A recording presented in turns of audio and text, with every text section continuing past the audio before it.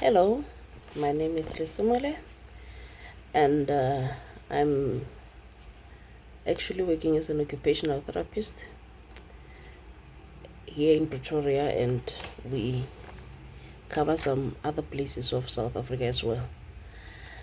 We just came, or rather, we are still in the middle of COVID-19, and we have seen how lockdown has actually changed things from the traditional way of doing it.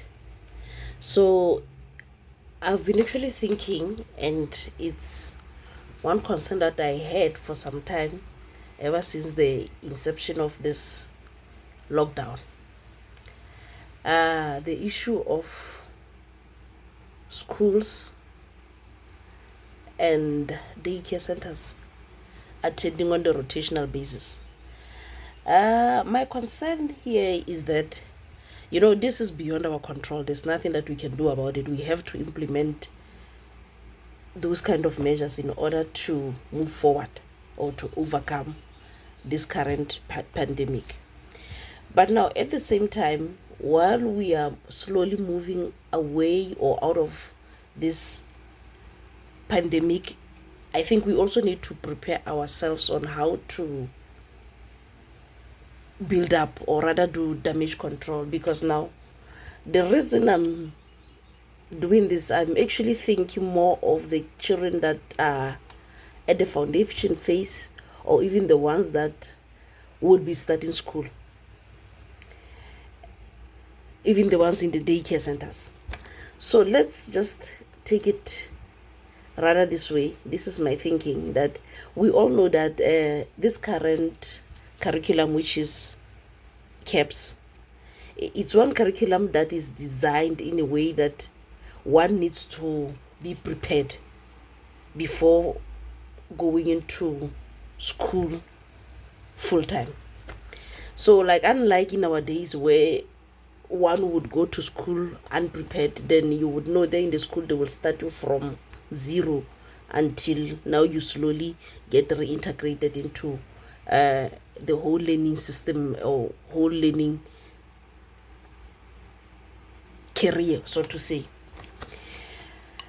For now, we know that with CAPS, by the time children go to grade R or they start school, they're expected to have developed certain things, and those things, we call them, it's what is usually covered in early childhood development centers, which is what we refer to as daycare centers or crèches.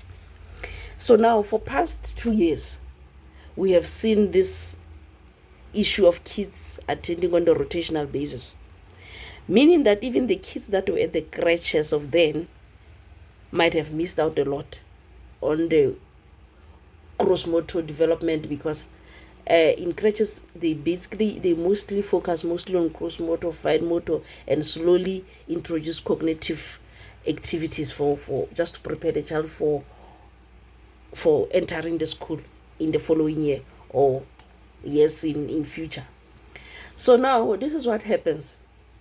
If the child's gross motor are not fully developed, that child is bound to experience some problems once they get to school, because we should remember that, for instance, let's take one thing about writing. It looks easy that one person can actually hold a pencil and try to write.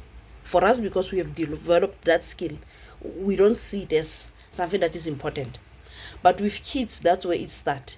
The child needs to have developed enough gross motor in terms of shoulder stability to have been able to hold the pencil and write it. So now these kids, this is what they've been deprived of. They will go to school, some of them, they won't know how to, they won't have just a simple pencil control or pencil grip, they won't know how to write. They are not actually, they won't be in any stage where we can say they are ready for learning. Rather, they would want it to be taken back to things that they should have done in the crèche.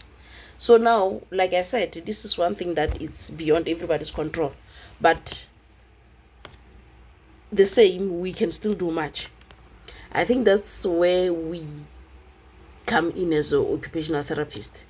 saying that in the coming years from now on, we are bound to see more children that would present as slow learners, that would have a lot of developmental delays relating to school and academic career. So parents shouldn't actually be scared once the child comes back home with the letter that saying the child has got one or two, three issues relating to learning. That's where we come in. Because now, remember, we cannot take the children back to where they could have been if this thing didn't happen. But rather, we can work it around. We can work it around and just to come up with solution on how to best do it. And that's where I think occupational therapy services would come into. So we are here to answer questions if there's some issues that the parents would actually experience now that the children are going back to school full capacity, because that one is also another thing that is going to affect children, because now there's gonna be a lot of adjustment that they would have to do, and with adjustment it takes time.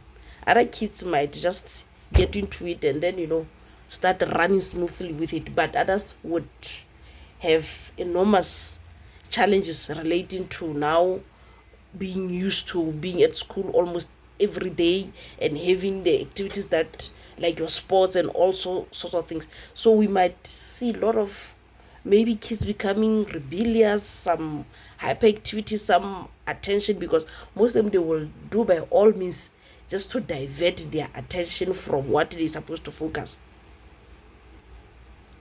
So hence I'm saying this is one thing that we should all have in mind, that once the children go back to school with full capacity, there are problems that are bound to happen. And then people shouldn't be scared. There's help, there's ways. Kids needs to come for assessment and we assess. From there we work out the programs and just to get them back where they should be. Because come to think about it, if now we saying their foundation has actually been compromised because of what actually happened. If somebody's foundation is compromised or it's not solid enough to hold whatever that is supposed to be built on top of it, obviously that foundation is about to, it might crash, or it might not even allow the building to rest on it. So if not, these children are not fully prepared now in the foundation phase, and then we somehow manage to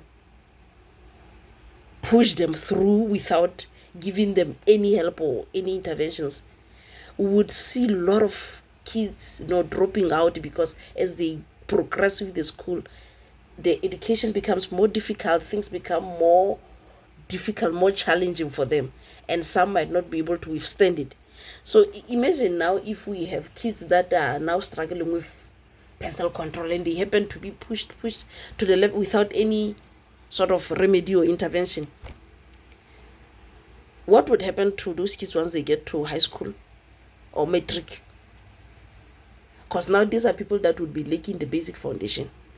So I just appeal to everybody, we just to stay calm and observe all sorts of things, and if you see one or two things that you suspect that might lead to a problem, currently contact occupational therapist, and we are also here to assist for in case maybe you don't know where to reach the nearest one that works with kids. We are more than welcome to assist on our email. You can go to our website and check our email. Our website is www.matomo.co.za, or alternatively you can drop us an email at info@matomo.co.za.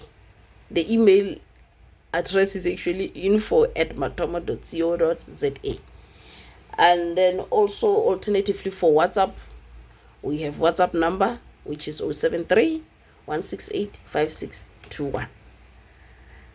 I hope this would give us some bit of clarity going forward, and just to keep everybody at ease, so that we know how best we can assist our kids going forward. Thank you.